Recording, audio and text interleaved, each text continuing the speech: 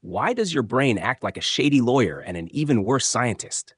No, seriously, if your brain were a courtroom, it would be the kind where evidence is optional, emotions are witnesses, and logic is duct taped to a chair in the back, screaming. Every single day, you are the judge, jury, and very confused defendant of your own decisions. And the prosecution? Probably a gut feeling wearing a tie. Let's say you see someone driving a red sports car.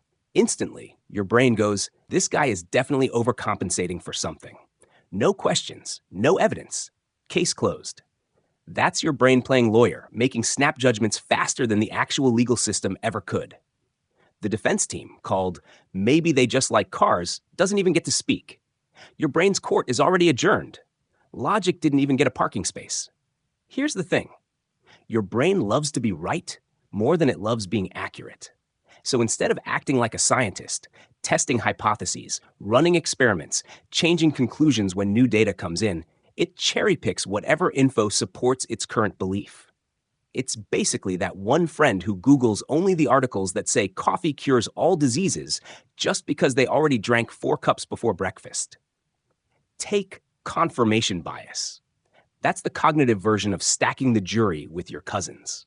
If you think pineapple on pizza is a crime against humanity, you'll ignore every person who likes it and focus on that one Reddit post from 2013 that called it a culinary war crime.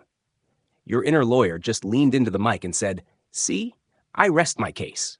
No peer-reviewed studies, no counter-arguments, just vibes and a suspicious amount of passion for mozzarella purity." But it gets better, or worse.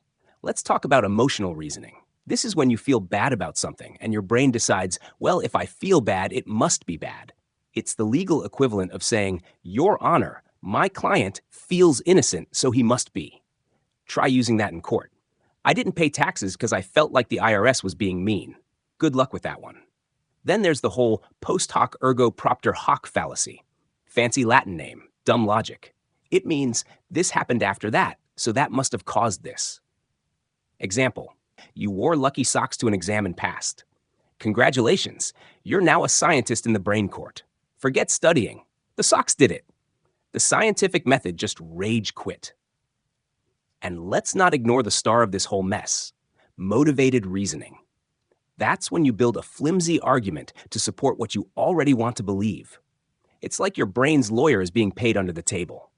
Your Honor, my client couldn't have eaten the last cookie. He loves cookies too much to betray them. Meanwhile, your mouth still tastes like chocolate chips. In the real world, this is why we argue with people for hours over things we secretly know we're probably wrong about. But we've already built our courtroom fortress. To change our minds now would mean admitting the trial was flawed, and that would be logical, which means disqualified. The tragedy here is that your brain could be a decent scientist. It has all the tools, pattern recognition, memory, the occasional moment of clarity in the shower, but it's constantly hijacked by that overdramatic lawyer inside who just wants to win arguments and be emotionally validated.